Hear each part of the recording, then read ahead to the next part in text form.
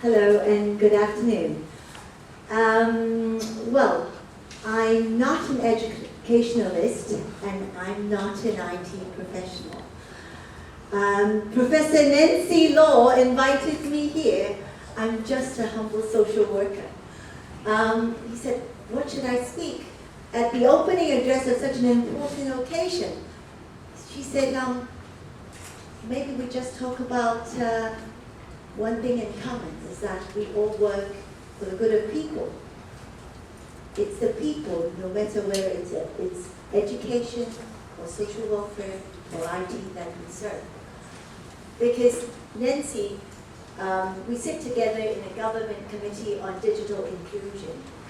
And she is an advisor to a program which we work together. It's called Web Organic, which we help students from low-income families in primary and secondary schools to have internet access at home and also support them.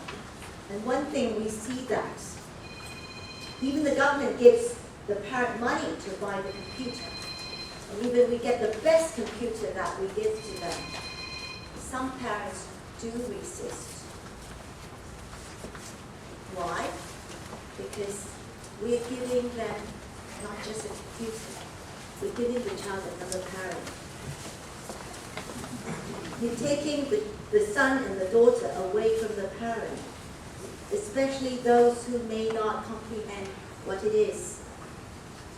I mean, the time they spend on the computer will be more than the time they spend talking to their mom. And the parent feel that they cannot protect them from what they heard about internet addiction, cyberbullying, and this is why we should help them cross this barrier. Because all of you know, and we know as a social worker, e-learning is changing lives and changing life chances.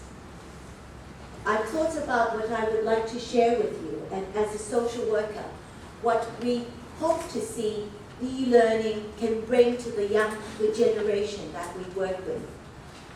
The first thing that I really hope to see in e-learning is that it is an inclusive platform for young people to learn.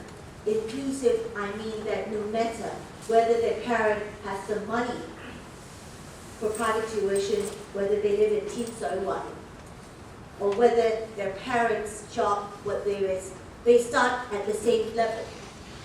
They are put on the same starting line when they come into e-learning. I hope you have this in your mind and what e-learning can bring to our younger generation, because in our present education system, we see the issue of accuracy. We see that even with our new system of active learning, if those students who doesn't have a digital camera, it's hard for them to participate. So, inclusive and equitable learning, starting at the same starting line in learning. This is the first, to be inclusive. The second, we hope to see that we know that e-learning is a personalized learning. We build from, our young minds are not fit into blocks. They can learn at their own pace, at their own strength, their own interests. This is something what we social workers talk about, empowering the self, training the expression and the use of self in learning.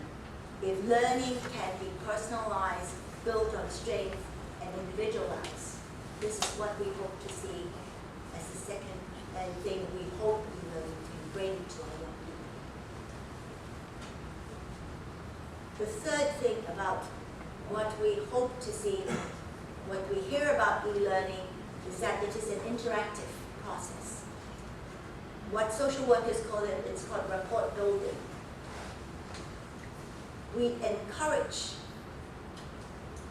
our clients to build a rapport, to take charge they are treated as equal, to build a rapport, to interact, to take charge of their learning, to take charge of what they want to learn. So with this, I leave you with some thoughts of, we hope e-learning can be an inclusive and equitable platform.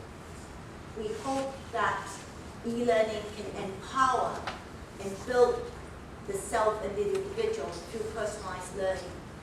We hope e-learning can be a rapport building, motivating young minds to take charge of what they learn and be responsible. With this, I leave these thoughts with you, and I hope this forum is successful engagement which all can contribute. And next time I will encourage more social workers to come.